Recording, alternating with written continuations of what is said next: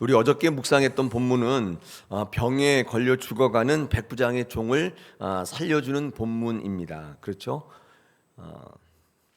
이렇게 칭찬받을 만한 믿음이 되면 죽어가는 자들이 다시 회복된다는 메시지를 전하고 있습니다.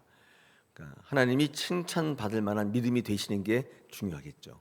그러면 죽어가는 인생이 다시 소생케 된다는 메시지를 우리에게 주셨습니다. 자, 오늘 본문은 죽어가는 자가 아니라 죽은 자를 살려내시는 본문입니다. 예수님의 권능이 확대되어서 최고조에 이릅니다. 죽어가는 사람을 살려주는 의술이나 병고침 정도가 아니라 죽었던 사람, 아무런 소망도 없는 그 존재를 다시 살려내는 예수의 권능입니다. 근데 오늘 본문은 칭찬받을 만한 믿음이 아니라 예수께서 불쌍히 여기시면, 예수께서 우리를 불쌍히 여기시는 게 굉장히 중요하죠. 예수님은 우리를 어떤 분을 불쌍히 여기시느냐? 단연코 두 가지예요. 겸손하거나 순종하거나. 이런 분들을 불쌍히 여기신다. 그럼 주님은 어떤 분을 굉장히 괘씸하게 여기나? 교만한 자입니다. 교만이라고 하는 정죄, 다시 한번 정의를 말씀드리면 하나님이 없어도 된다예요. 내가 하겠다는 거예요. 이게 교만이에요. 하나님이 없는 일체가 다 교만이에요. 겸손이라는 것은 하나님이 없으면 안 되겠다. 심지어는 하나님이 계시면 모든 걸 할 수 있다는 영적 자신감조차도 겸손이에요. 하나님이 없는, 하나님이 배제된 인생을 사는 분은 아무리 그의 겉모양이 굽신되고 낮아졌다 할지라도, 벼가 익으면 고개를 숙인다 하더라도 굉장히 교만한 거라고. 하나님이 배제된 인생. 겸손하고 순종하면 하나님께서 그를 불쌍히 여기신다. 어떤 일이 있느냐? 죽음의 공포로부터 해방시켜 주시고 인간의 원초적인 문제를 해결해 주신다는 거예요. 병을 고쳐주시는 정도가 아니에요. 그 정도가 아니라 최고조에 달하고 있어요. 죽은 자를 살리시는 주님, 죽음을 다스리시는 주님입니다. 그 하나님을 만나게 된다는 것입니다. 우리가 하나님 앞에 불쌍히 보이셔야 돼요. 하나님 앞에서 떳떳하게 보이실 필요가 없어요. 주님, 저는 죄인입니다. 주님, 말씀하세요. 제가 듣겠습니다. 이런 겸손한 모습이 있어야 되는데 그게 어디냐? 그런 게 어디냐? 그거 다 아니다. 내가 진짜다. 이러실 필요가 없어요. 처음에 연습은요, 말을 그렇게 하지 않는 겁니다. 이게 우리의 심령이 바뀔 때 가장 먼저의 훈련이 말을 뱉지 않는 거예요. 이게 말이 굉장히 중요하거든요. 그러니까 내 마음은 속은 그렇지 않다 할지라도 일단 첫 단계는 그런 말 하지 마세요. 그러니까 뭐 하나님이 어딨냐? 뭐 그렇게 어디 있어요? 이런 얘기를 하지 마시고 두 번째 단계는 생각을 이제 바꾸시는 거예요. 여러분, 생각을 바꾸시는 것은 여러분 말씀 외에는 바뀌어지지가 않아요. 이 마음이 바뀌는 거는 말을 고쳤다고 잘 바뀌어지지 않는데 이게 첫 단계지만, 제가 신앙의 훈련을 받아보니까 일단 말을 금지하고 말의 훈련을 받으시면 그 다음부터 생각이 바뀌어요. 그럼 생각이 바뀌면 인생이 바뀌게 돼요. 이 단계로 올라갑니다. 이게 어느 날 갑자기 이렇게 되는 게 아니라 여러분의 언어 생활을 바꾸셔야 돼요. 아우 죽겠다 이런 말 하지 마시고, 말로 선포하는 게 굉장히 중요하잖아요. 한번 연습해 보세요. 그러면 여러분의 생각이 바뀌기 시작하고 말씀이 들어와서 여러분을 통치하시기 시작한단 말이에요. 죽음을 다스리시고 인간의 가장 본초적인 문제를 바꾸시고, 그러니까 우리의 고민들이 해결되어지게 돼. 여러분의 모든 고민이 뭐냐면 죽는 문제란 말이에요. 죽을까 봐 그러는 거예요. 인간의 최고의 한계는 죽음입니다. 그래서 지상의 모든 종교는 이 죽음의 문제를 해결하기 위해서 굉장히 애를 쓰는데, 그런데 죽음의 문제를 해결할 수가 없어요. 다 죽는단 말이에요.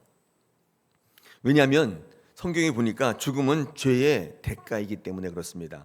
로마서 6장 23절에 죄의 삭은 사망이라고 돼 있어요.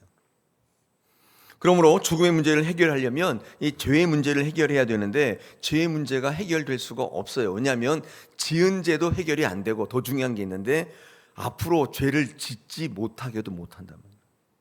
계속 죄를 짓고 있는 모습을 자기를 봐요. 이게 사도 바울이 로마서 7장에 한탄하잖아요. 오라 나는 곤고한 자다. 누가 이 죄의 늪에서 나를, 사망의 늪에서 나를 건져낼까? 의지를 부려도 지식적으로 뭘 해도 안 되더라는 거예요. 계속 죄 짓고 있는 모습. 그래서 내가 죄 짓고 있는 것은 내가 하는 게 아니라 내 속에 있는 다른 내가 하는 거라고 계속 사도 바울은 고백하고 있잖아요. 그의 높은 학문도 강한 의지도 그게 안 된단 말이에요. 내가 하고 싶어 하는 게 아니라는 거예요. 어쩔 수가 없더라는 거예요. 이 죄의 문제가 해결되지 않기 때문에 이 사망의 문제도 해결할 수가 없습니다. 그래서 많은 종교는요, 죄를 없앨 수도 앞으로 죄를 짓지 않게도 못하기 때문에 어떻게 하냐면 죽음을 미화시켜요. 죽음을 아름답게 받아들이게 만들어요. 이게 모든 종교의 죽음에 관한 정의예요. 제가 언제 한번 얘기를 해드렸는데 불교의 금강산매법경에 나오는 어떤 과부의 얘기를 제가 말씀드렸는데 이 나인성 과부의 이야기를 읽을 때마다 그게 생각이 나는데 거기에 이 불교에도 똑같은 얘기가 나와요. 거기에 뭐라고 되어 있냐면 어떤 과부가 있는데 지금처럼 독자가 있었는데 병에 걸려 죽었는데 이 과부는 그 아들만 바라보고 사는 여인이에요. 남편도 없고 아무도 없고 그냥 딱 아들 하나 바라보면서 삶의 소망을 가지고 살아가는 여인인데 그 아들이 죽었으니 이제 어떻게 살 소망이 없잖아요.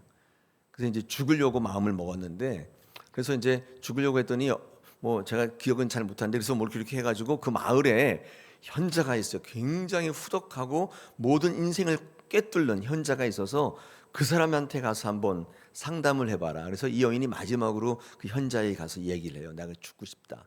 이제는 더 이상 살 소망이 없다. 그랬더니 그 현자가 뭐라고 하냐면 마을에 가서 사람이 한 번도 죽어나가지 않는 집을 찾아서 찾아와라 뭐 이렇게 얘기했던가 그래요. 저도 하도 오래전에 봐가지고 그래서 이 소금을 얻어오다를 말 그렇게 했어요. 맞아.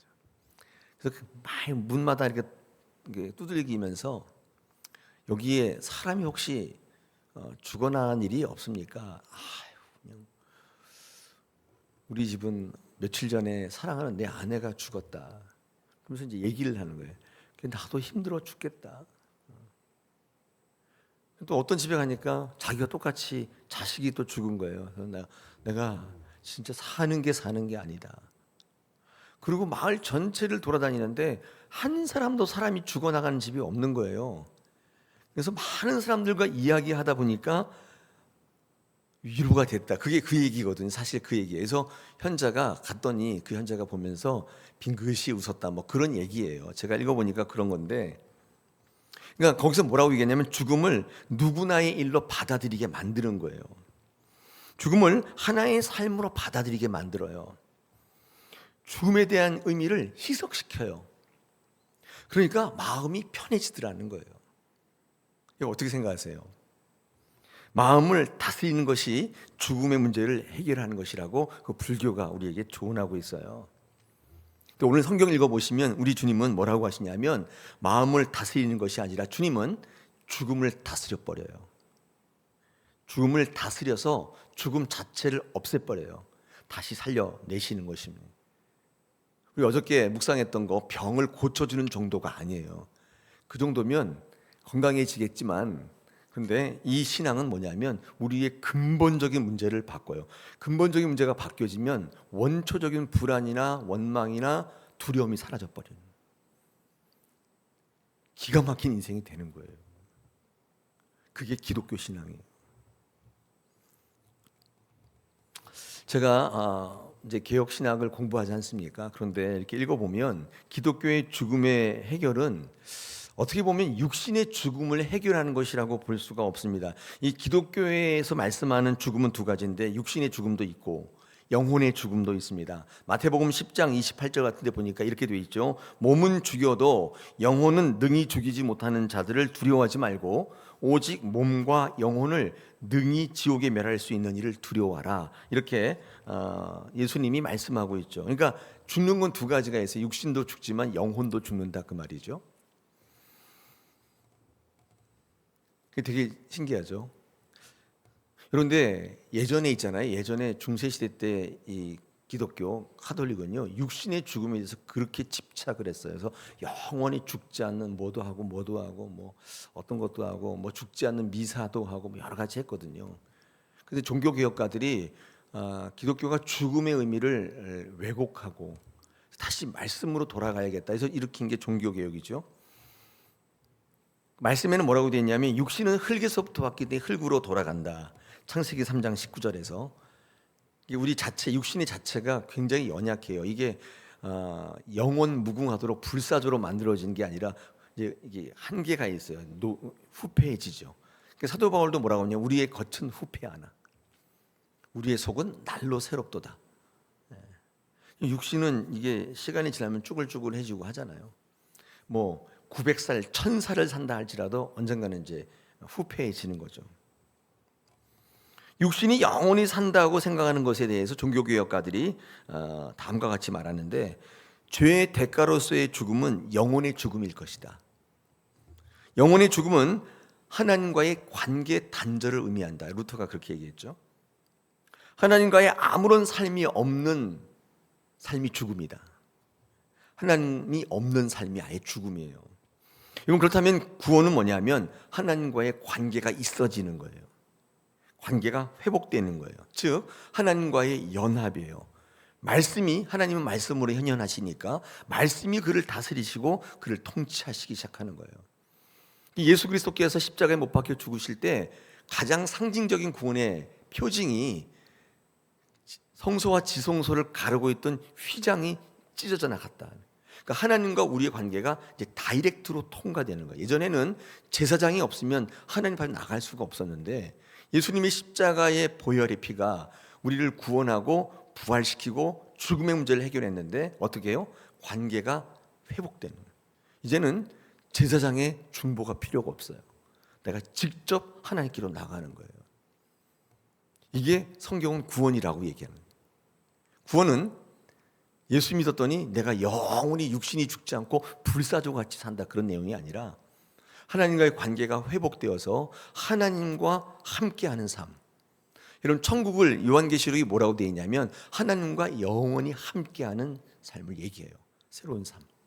그게 천국이에요. 하나님과 늘 동행하는 삶. 하나님이 늘 우리와 함께하는 거. 지금처럼 하나님 필요 없다고, 내 인생은 내 거니까 내가 알아서 하겠다고, 그런 삶이 아니라 하나님이 늘 우리와 함께하는 삶. 천국. 그러면 지옥은 뭘까요? 하나님의 은혜가 하나님과 관계없는 삶.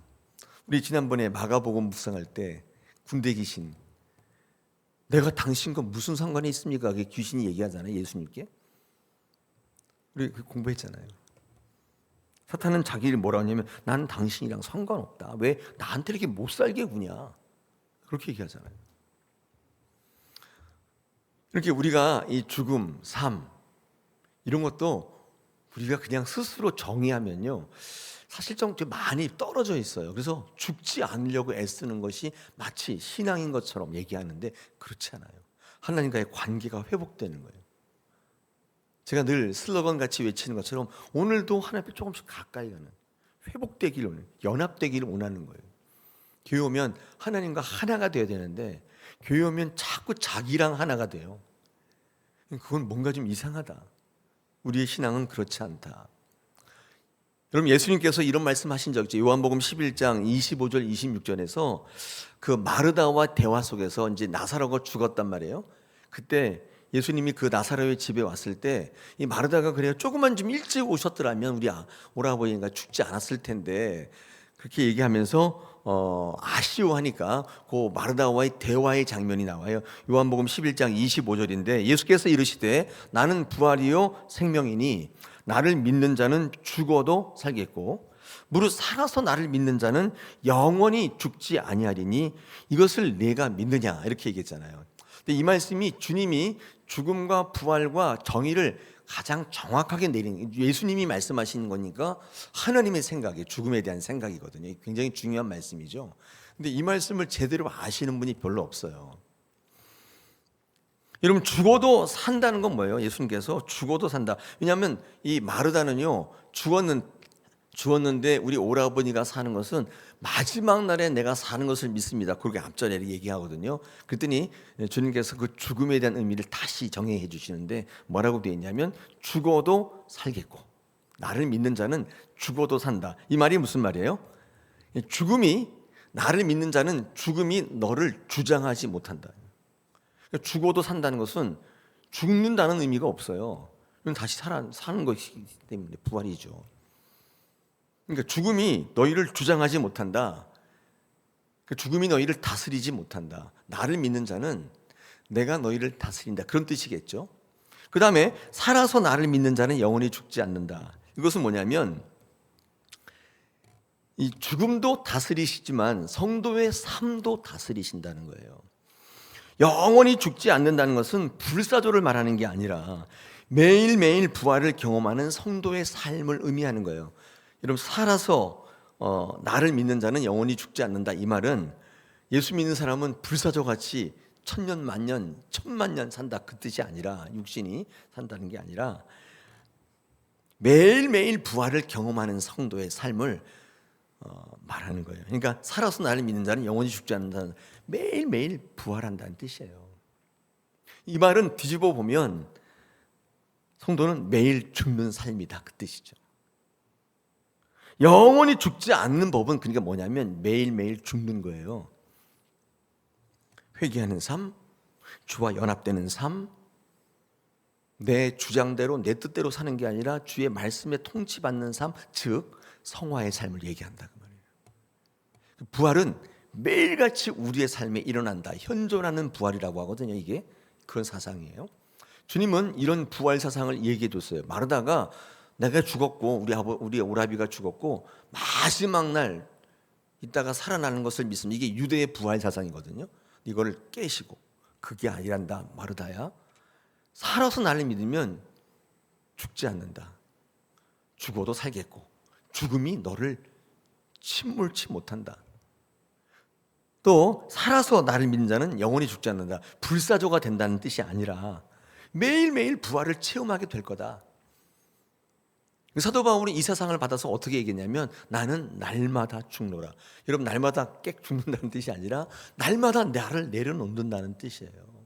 하나님의 말씀 앞에 통치를 받는다. 내 생각이 분명하지만 나는 그렇게 살지 않고, 물질에 대한 내 생각이 분명하지만 난 그렇게 물질의 정의를 내리지 않고 주님이 말씀하신 것처럼 그렇게 살겠다. 이게 내가 매일 죽는 거거든요. 그때 매일 부활을 체험한다. 현존하는 부활 사상. 살아서 나를 믿는 자는 영원히 죽지 않는다는 말의 뜻이에요. 이게 많은 분들은 영원히 내 육신이 죽지 않아서 불사조가 된다, 이렇게 생각하시는 분이 있는데 제가 깜짝 놀랐어요. 그런 뜻이 아니고, 오늘 이 나인성에 있는 과부의 아들을 살리시는 예수의 권능은 최고조에 달하 있습니다. 환자도 고치고 중풍병자도 고치고 다 하는데, 죽은 자를 살려내시는 이 권능은 우리 인생 가운데 가장 원초적인 문제를 해결하시는 하나님의 권능을 드러내시는 거예요. 예수 그리스도께서 내가 하나님이라는 사실을 드러내는 것입니다. 아까도 말씀드렸듯이 어제 백부장의 종은 주님께서 칭찬하실 만한 믿음이 있잖아요. 그죠? 인정하는 믿음 했잖아요. 그리고 말씀 중심의 신앙, 이런 거, 그다음에 이런 신앙을 갖게 되면 병자를 살리시고 병자를 고쳐주시고. 근데 오늘은 예수님이 우리를 불쌍히 여기시면, 불쌍히 여기는 게 굉장히 중요해요. 주님 앞에 불쌍히 보이셔야 돼요. 당당하게 내가 뭘 잘못했냐, 이런 모습보다도 주님 말씀하십시오, 제가 듣겠습니다. 주님, 저는 정말 어쩔 수 없습니다. 여러분, 이런 자세를 견지하시는 게 굉장히, 이걸 이제 겸손이라고 하기 때문에 주님 앞에서 낮추는 거예요. 그럼 주님이 그를 높이시는 거예요. 여러분, 한번 생각해 보면 우리가 알면 얼마나 알겠어요. 여러분이 경험하면 뭘 얼마나 경험했겠어요. 이 천지 우주 만물을 지으신 하나님, 우리 인생의 주인 되신 하나님, 우리의 앞서 행하시고 우리의 모든 것들을 다스리시고 우리의 주인 되신 하나님께서 말씀하실 때 아멘 하시는 모습은 하나님 우리를 불쌍히 여기시는 가장 첫 번째 모습이에요. 그래서 제가 여러분에게 늘 말씀드린 말씀이 선포될 때 설득당하세요. 제가 학교에서 배웠는데요. 그건 그러실 필요가 없어요. 참 교만한. 제가요 회사 생활을 조금 해보니까 그러실 필요가 없다 그 말이에요. 우리가 하나님의 말씀대로 살아가기로 결정한 그리스도인. 오늘도 말씀에 순종하시고 아멘 하십시오. 하나님께서 여러분의 가장 근본적인 문제를 해결하시고 만져주시기 시작하는 거예요. 우리는 그 신앙을 하기를 소망합니다. 오늘 이 아침에도 이 나인성 과부 아들의 회복을 통해서 나에게 주시는 말씀으로 받으시고, 오늘도 주의 말씀을 새기시고, 오늘 하루도 어떤 현장에 있든지 무엇을 하든지 주님이 치유하시고 살려주신 은혜가 권능이 여러분 가운데 함께 있기를 소망합니다. 할렐루야.